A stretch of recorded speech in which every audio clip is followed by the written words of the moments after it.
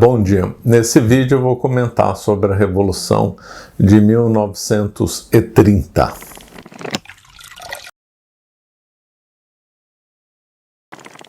Essa revolução que aconteceu no final de 1930 encerrou uma fase da história do Brasil, fase da velha república, conhecida como República da Bucha, República dos Bacharéis, ou ainda a República do Café com Leite, já que era amplamente dominada pelos estados de São Paulo e de Minas Gerais. São Paulo com o café e Minas Gerais com o leite. Pois bem, o último dos presidentes do Brasil nessa velha república foi o Washington Luiz, que até então fez um governo bom. De fato, ele foi competente em várias áreas, mas o combinado em 1929, a eleição ia acontecer em 1º de março de 1930 e o presidente assumiria em 15 de novembro de 1930, ou seja, a eleição, que era de 4 em 4 anos, era feita em 1º de março e a posse acontecia no dia 15 de novembro. Conforme mandava a tradição, a alternância de poder, o Washington Luiz, então, teria que ter indicado um presidente, porque um presidente do Mineiro, que na época o líder mineiro era Antônio Carlos. Aí tem uma confusão, porque existe o presidente do Brasil na época, em vez de chamar governador de estado, se chamava presidente do estado. Então, Antônio Carlos era presidente do estado de Minas Gerais, Júlio Prestes, presidente do estado de São Paulo, Washington Luiz, presidente do Brasil, e também tinha sido presidente do estado de São Paulo. Então se usava esses termos de presidente do estado. O Brasil era altamente descentralizado nessa época e as políticas eram conduzidas pelos estados. Então, os partidos eram regionais, havia o Partido Republicano Paulista, Partido Republicano Mineiro e assim ia. Então, antes das eleições, se faziam reuniões entre esses partidos regionais e se indicavam assim um candidato, tendo em vista a alternância de poder entre Minas Gerais e São Paulo, as grandes forças que havia. Lógico, teve um outro presidente que fugiu dessa lógica, mas eram as duas principais forças. O combinado seria que o Washington Luiz indicasse, já que ele não era paulista, ele nasceu em Macaé, mas fez toda a carreira política no estado de São Paulo. Então se brincava que ele era paulista de Macaé. Então, de toda forma, ele era tido como um político paulista, embora tenha nascido em Macaé, no Rio de Janeiro. Como ele tinha feito a carreira em São Paulo, paulista, etc., ele vinha dessa linha, do PRP, então ele tinha que indicar, pela alternância de poder, alguém do PRM, no caso, Antônio Carlos, que era o presidente de Minas Gerais, ou vice dele. E, no entanto, ele não quis indicar. Ele quis indicar o presidente do estado de São Paulo, do PRP, Júlio Prestes, que era um nome apoiado pelos cafeicultores de São Paulo, que era a principal força econômica do Brasil. Nos anos 20 estava ocorrendo um processo de industrialização. Pouco no finalzinho dos anos 20 foi fundada a Ciesp, que é a reunião que reunia as indústrias do estado de São Paulo. Estava havendo um grande processo de industrialização, a cafeicultura percentualmente começou a perder sua importância econômica, mas nessa altura ela ainda era grande força, então ela representava uma grande força econômica com capacidade de influir politicamente. Então Júlio Prestes, em boa parte por ter contado com o apoio dos cafeicultores paulistas, que foram muito tempo o motor da economia do Brasil, então e muito do capital dos cafeicultores fez a indústria do Brasil. Bom, mas essa é outra história. Hoje, a Revolução é em 1930. Se a gente começa a puxar, vai se estende demais o vídeo. Então, o Washington Luiz resolveu apoiar, então, Júlio Prestes, que não tem nada a ver com parentesco com Luiz Carlos Prestes, como alguns podem confundir. E o Antônio Carlos, então, rompeu com o Washington Luiz rompeu a parceria, o duo do café com leite. O Antônio Carlos, então, apoiado pelo presidente da Paraíba, João Pessoa, e também pelos políticos do Rio Grande do Sul, especialmente Getúlio Vargas, então liderou fazer uma resistência e uma oposição ao candidato do Washington Luiz, né?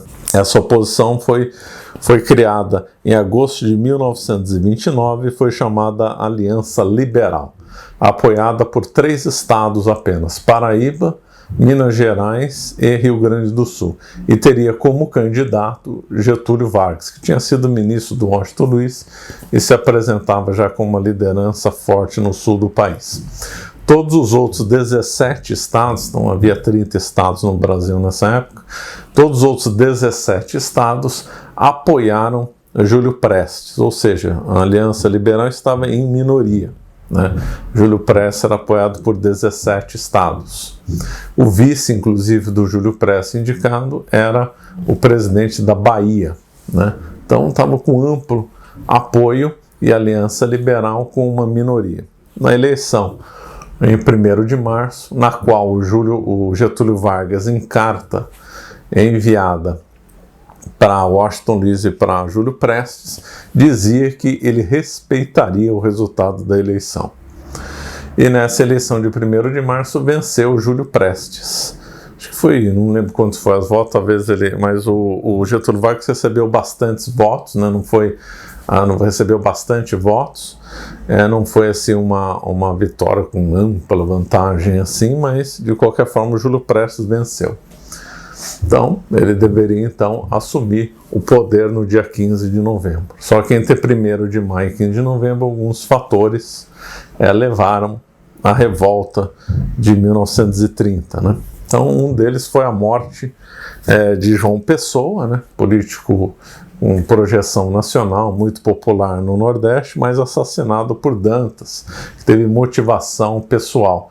Porém, isso daí gerou efeitos enormes, então acabou apoiando a causa da Aliança Nacional, da Aliança Liberal, perdão, eu chamava Aliança Liberal, não Aliança Nacional. A Aliança Liberal, então, acabou se fortalecendo com a morte de João Pessoa, acabou se tornando uma vítima desse processo, embora a morte não tenha nada a ver com isso, né? E elementos radicais da Aliança Liberal, entre eles os tenentistas, né? O tenentismo foi um movimento importantíssimo no Brasil, por lado ruim, né? Infelizmente, tinha feito vários distúrbios nos anos 20, Levante do Forte no Rio de Janeiro, Revolução de 24, São Paulo, Comuna de Manaus, um evento hoje quase completamente esquecido, né? Comuna de Manaus. Então esses tenentistas, como o próprio nome diz, era um movimento pertencente ao Exército, que tinha ideias não conservadoras, tinha até elementos que defendiam o comunismo. Luiz Carlos Prestes foi um tenentista.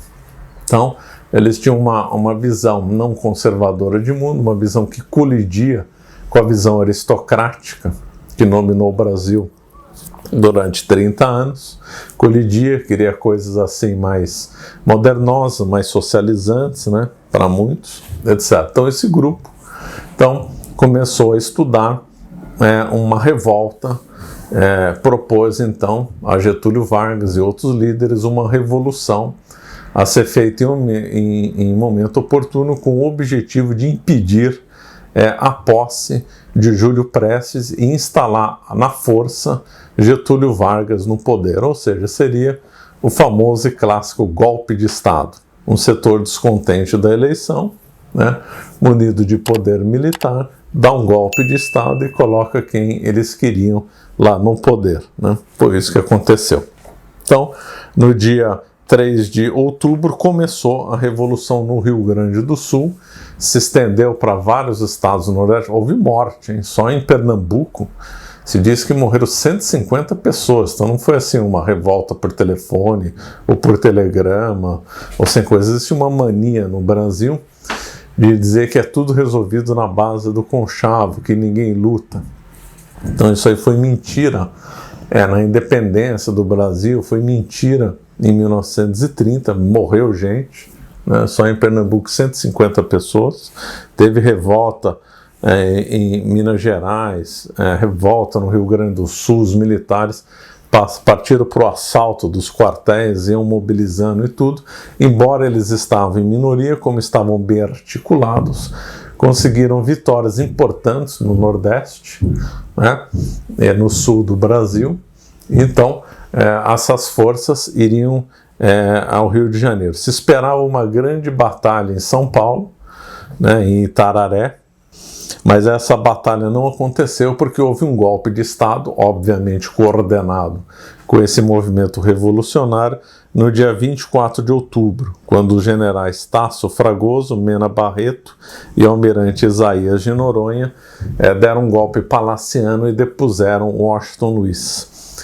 Washington Luiz cogitou resistir, né, militarmente, o que levaria talvez o Brasil a uma guerra civil, porém o bispo cardeal do Rio de Janeiro aconselhou a não lutar, alegando que seria uma causa perdida e derramaria sangue à toa.